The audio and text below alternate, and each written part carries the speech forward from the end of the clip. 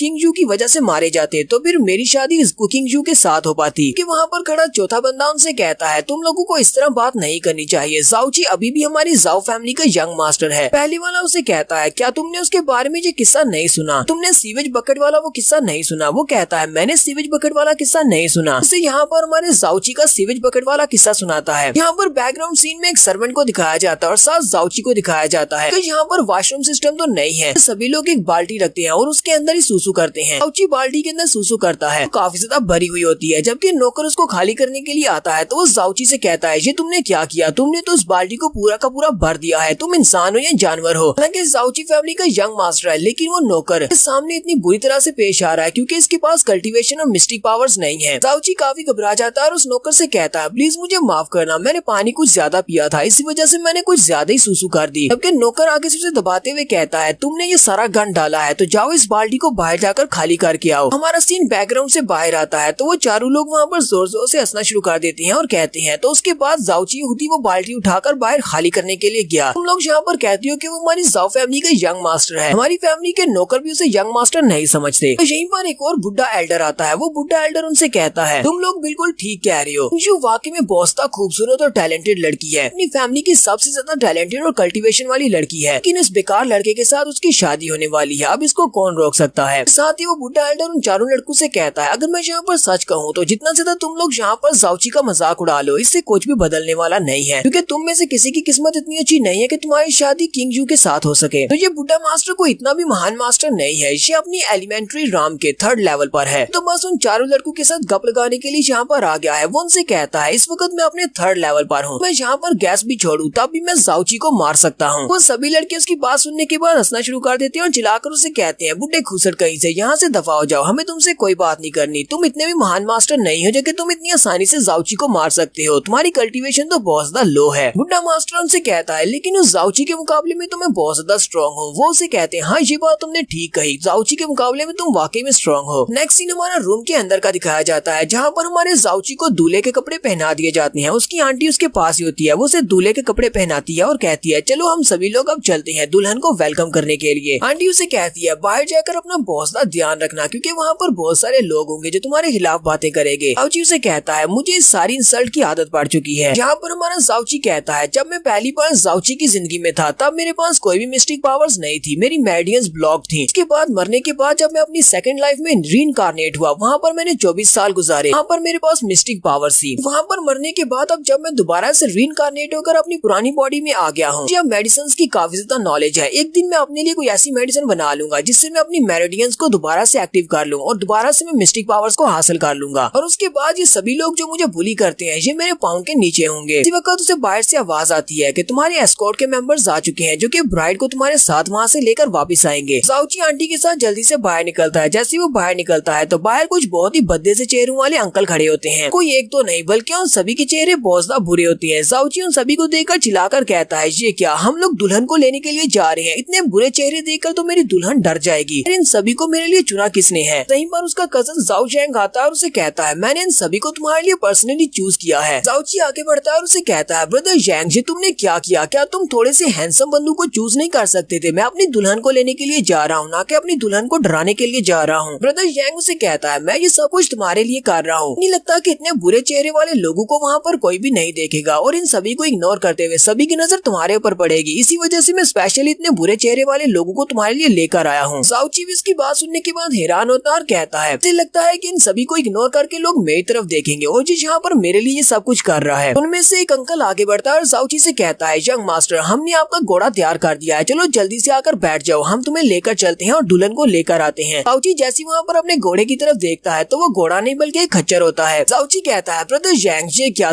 तुम्हें मेरे लिए कोई घोड़ा नहीं मिला, तुम एक खच्चर क्यों उठा लाए हो, क्या मैं खच्चर के ऊपर बैठ कर जाऊंगा? आंटी भी उसे कहती है जाओ जैंग ये सब कुछ तुम जानबूझकर कर रहे हो, तुम्हें पता है ना कि ये हमारी फैमिली का यंग मास्टर अपनी दुल्हन को लेने के लिए जा रहा है, क्या ये अपनी दुल्हन को लेने के लिए खच्चर पर बैठकर जाएगा। लगता है कि तुम मेरी और मेरे फादर की रिस्पेक्ट नहीं करते, इसी वजह से ये सब कुछ कर रहे हो। तो यांग उसे कहता है ऐसी बात नहीं है, हम लोग फिफ्थ एल्डर यानी कि तुम्हारे फादर साउची के ग्रैंडपा उसकी बहुत ज्यादा इज्जत करते हैं क्योंकि वो यहाँ पर सबसे ज्यादा पावरफुल एल्डर है। लेकिन असल बात तो ये है कि हमारे पास घोड़े नहीं है। हमारे पास टेबल में जितने भी घोड़े थे वो सभी के सभी डायरिया का शिकार हो गए हैं, वो सभी बीमार हैं, इसलिए वो इसके साथ नहीं जा सकते। मेरे पास सिर्फ एक खच्चर ही बचा था तो मैं इसको उठाकर ले आया। जाओ लोंग भी वहाँ पर आ जाता है और उनसे कहता है तुम सभी लोग यहाँ पर चिल्ला क्यों रहे हो। जाओ चैंग उसे कहता है ब्रदर लॉन्ग तुम यहाँ पर क्या कर रहे हो। ब्रदर लॉन्ग क्योंकि इन दोनों का सीनियर ब्रदर है वो उनसे कहता है मैं तो बस यहाँ से पास से गुजरा था, मैंने यहाँ पर चिल्लाने की आवाज सुनी, यहाँ पर क्या चल रहा है। चैंग उसे कहता है यहाँ पर कोई बड़ा मसला नहीं है, बस एक छोटा सा मसला है, तुम्हें परेशान होने की जरूरत नहीं है। जाओची भी उसे कहता है ब्रदर लॉन्ग तुम्हें परेशान होने की जरूरत नहीं है, लोग तो यहाँ पर घोड़ों के बारे में बात कर रहे थे क्योंकि हमारे सेक्टर के सारे घोड़े बीमार हो गए हैं, इसी वजह से अब मुझे खच्चर पर बैठकर अपनी दुल्हन को लेने के लिए जाना पड़ेगा। जाओ लोंग उसे कहता है चलो ठीक है, अगर वहाँ पर कोई इस बारे में बात करे तो इसकी बात को बर्दाश्त कर लेना, तुम्हारी दुल्हन को लेकर आना तो बहुत ज्यादा जरूरी है। जाओची उसे कहता है ठीक है ब्रदर लॉन्ग, मैं आज वैसे भी बहुत ज्यादा खुश हूँ, मैं इतनी सी बात पर अपना मूड खराब नहीं करूंगा क्योंकि मैं अपनी बहुत ही खूबसूरत सी वाइफ को लेने के लिए जा रहा हूँ। ब्रदर लॉन्ग तुम इस बारे में क्या सोचते हो, क्या वाकई में मैं बहुत ज्यादा लकी हूँ। ब्रदर लॉन्ग से कहता हाँ तुम बहुत ज्यादा लकी हो, इसलिए मैं तुम्हें यहाँ पर बेस्ट ऑफ लक कहता हूँ कि अपनी वाइफ को लाने के बाद तुम उसके साथ अच्छा टाइम स्पेंड कर सको। चलो जल्दी से जाओ और अपनी दुल्हन को ले आओ। जाओची आंटी के साथ आगे बढ़ जाता है। आंटी उसे कहती है तुमने जाओ लोगों को सच क्यों नहीं बताया, तुम्हें पता है ना कि यांग यहाँ पर तुम्हारा मजाक उड़ा रहा है, वो जानबूझकर ये सब कुछ कर रहा है। जाओची उसे कहता है लॉन्ग को इस बारे में बताने का कोई भी फायदा नहीं है क्योंकि वो दोनों एक ही कश्ती के सवार है, यानी कि वो दोनों आपस में मिले हुए हैं, इसलिए ब्रदर लॉन्ग यहाँ पर हमारी हेल्प नहीं करने वाला था। गुस्से के साथ कहती है मैं तुम्हारे ग्रैंडपा को ढूंढ कर लाती हूँ, इन लोगों ने तो हद ही पार कर दी है। जाओची उसे कहता है यहीं पर रुको, तुम कहाँ पर जा रही हो, अगर तुम चली जाओगी तो फिर मैं अपनी दुल्हन को लाने के लिए कैसे जा पाऊंगा, तुम्हें मेरे साथ चलना होगा। जबकि आंटी उसे कहती है अगर तुम अपनी दुल्हन को ना ला पाओ तो ये तो और भी ज्यादा अच्छा है। जाओची आंटी से कहता है आंटी क्या तुमने यहाँ पर कुछ कहा। आंटी उसे कहती है नहीं नहीं मैंने ऐसा कुछ भी नहीं कहा। और फिर साथ ही हमारा जाओची आगे बढ़ता है और जाकर अपनी खच्चर के ऊपर बैठ जाता है और अपनी एस्कॉर्ट टीम के साथ अपनी दुल्हन को लेने के लिए निकल जाता है। कि आंटी वहीं पर पीछे खड़ी होती है और उदास हो जाती है। आंटी कहती है जाओची के लिए बहुत ही बड़ा दिन है, उसकी शादी होने वाली है, लेकिन मुझे यहाँ पर खुशी क्यों नहीं हो रही, हालांकि मैं तो उसकी आंटी हूँ, मुझे तो यहाँ पर उसके लिए खुश होना चाहिए। जबकि हमारा जाओची भी इसी बारे में सोच रहा होता है। जाओची कहता है काश जाओलिंग मेरी आंटी नहीं होती, जितना ज्यादा वो ख्याल मेरा रखती है तो मैं तो उसी से शादी कर लेता। तो हमारा दूल्हा अपनी खच्चर लेकर अपनी वाइफ को लेने के लिए निकल पड़ा है